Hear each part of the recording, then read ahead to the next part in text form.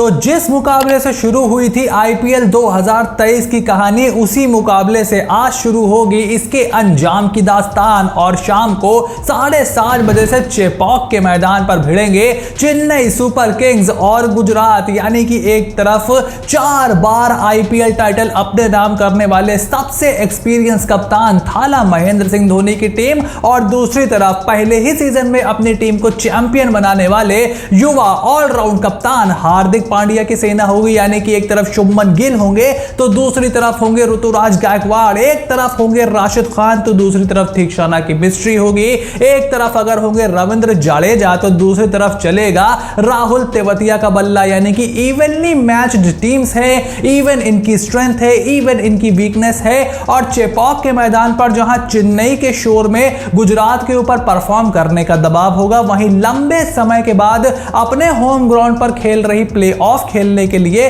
Chennai super Kings पर अच्छा खासा प्रेशर होगा। और अगर इस मैदान की पिच रिपोर्ट की बात करें तो ये आईपीएल के कई और ग्राउंड्स की तरह बहुत ज्यादा हाई स्कोरिंग वेन्यू नहीं है। एवरेज स्कोर यहां पर है 160 और पहले बल्लेबाजी करते हुए विन परसेंटेज 47.6 है। यानी कि इवन है, चाहे आप पहले बैटिंग करो या बाद में बैटिंग करो।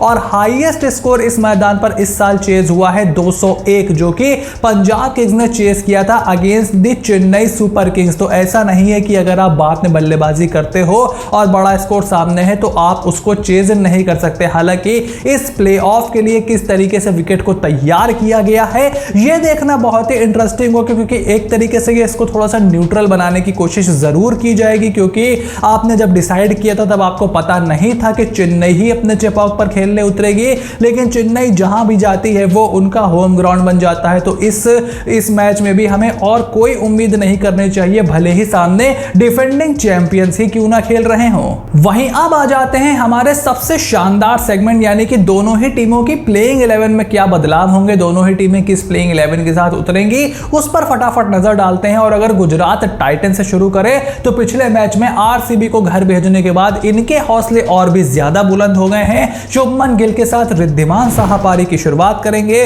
उसके बाद Vijay Shankar, Hardik Pandya, David Miller, Rahul Tewatia, Alzarri Joseph, Mohit Sharma, Rashid Khan, Mohammed Shami और नूर अहमद हमें इस टीम की प्लेइंग 11 में दिखाई देंगे। और एक चेंज जो मैं इस टीम की प्लेइंग 11 में देखना चाहता हूं, जैसे कि अभी आपने शीट को देखा, Alzarri Joseph in place of Dasun Shanaka, क्योंकि हार्दिक पांड्या गेंदबाजी नहीं कर रहे हैं इसीलिए वो एक इंडियन पेसर एक्स्ट्रा खिला रहे थे यश दयाल के रूप में, और दसन शानका को एज आ बॉलिंग ऑलराउंडर या फिर एज आ बॉलर वो खिलाने को देख रहे थे, जो कि थोड़ी बहुत बल्लेबाजी आखिरी में करते और 2-4 ओवर उनको अगर जरूरत लगे तो डाल दे। बट वहां पर आप अल्जारी जोसेफ को लेकर के आओ, बिकॉज चेन्नई की जो बैटिंग है, चेन्नई के जो बैट्समैन है वो बैक ऑफ लेंथ और इन्फोर्सर गेंदबाज के सामने थोड़ा सा स्ट्रगल करते हैं। चाहे आप दुबे की बात करो, मोइन अली की बात करो, रायडू की बात करो, इवन खुद कप्तान महेंद्र सिंह धोनी भी ऐसे गेंदबाजों के सामने थोड़ा बहुत स्ट्रगल कर सकते हैं। और आप as an impact player Indian batsman को खिलाओ, आप चाहो तो साई सुदर्शन को खिला सकते हो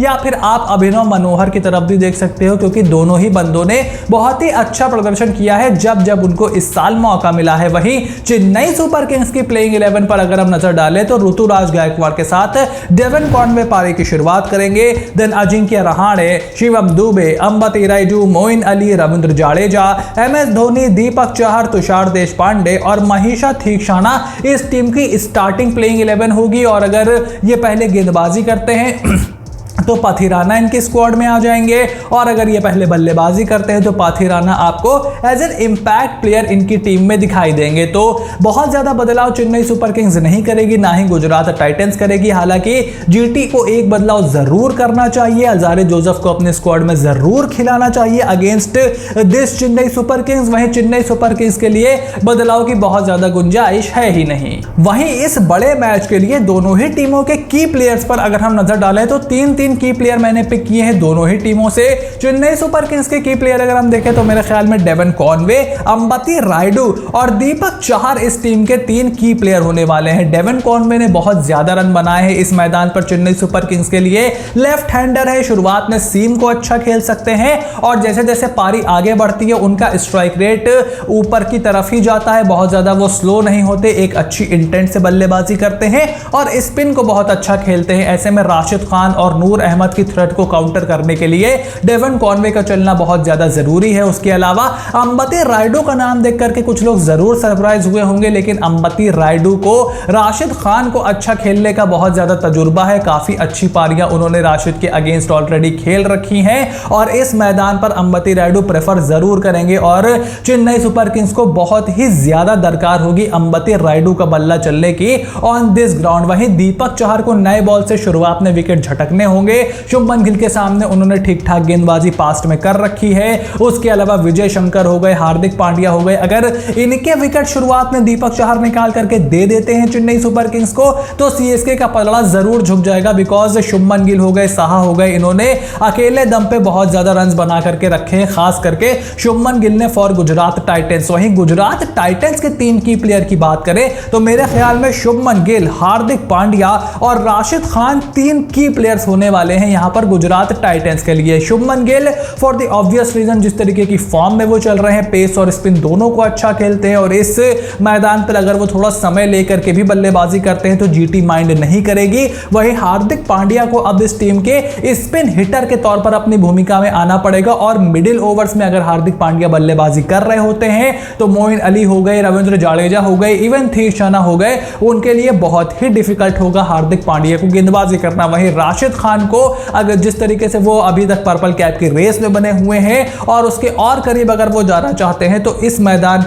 से बेहतर अपॉर्चुनिटी उनके लिए नहीं होगी। यहां पर उनका रिकॉर्ड भी काफी अच्छा है। अगर आप देखें तो उन्होंने अभी तक 7 विकेट 6 मैचों में यहां पर लिए हैं और 6 का इकोनॉमी है और 21 का एवरेज और उनका स्ट्राइक रेट भी है, यानी कि 25 ओवर बंदे ने यहां पर किए हैं और 7 विकेट उन्होंने यहां पर ले रखे हैं, यानी कि 6 मैचेस खेले हैं तो हर मैच में एवरेज 1 या उससे ज्यादा विकेट वो लेते हैं। तो यहां पर आंकड़े अच्छे हैं राशिद खान के और स्पिन को असिस्टेंस भी रहती है, तो इसीलिए आंकड़े अच्छे होना लाजमी भी है और इसीलिए दीज आर माई की players for both the teams. वहीं फटाफट से अब इस बड़े मैच की 3 बड़ी प्रेडिक्शन अगर मैं करूं तो मेरी पहली प्रेडिक्शन यह है कि हार्दिक पांड्या या शुभमन गिल में से कोई एक गुजरात टाइटंस के लिए हाईएस्ट स्कोरर होगा। वहीं Devon Conway Chennai super Kings के हाईएस्ट स्कोरर होंगे और गुजरात टाइटंस को अंत में ये मैच जीतते हुए मैं देख रहा हूं। बिकॉज हेड टू हेड अगर आप देखो 3 बार दोनों टीमें आमने सामने आई हैं, तीनों बार गुजरात टाइटंस ने बाजी मारी है, तो वहां पर तो पल्ला थोड़ा सा भारी है ही, थोड़ा सा साइकोलॉजिकल एज तो गुजरात टाइटंस के पास है ही। प्लस जिस तरीके की फॉर्म में जीटी चल रही है, हालांकि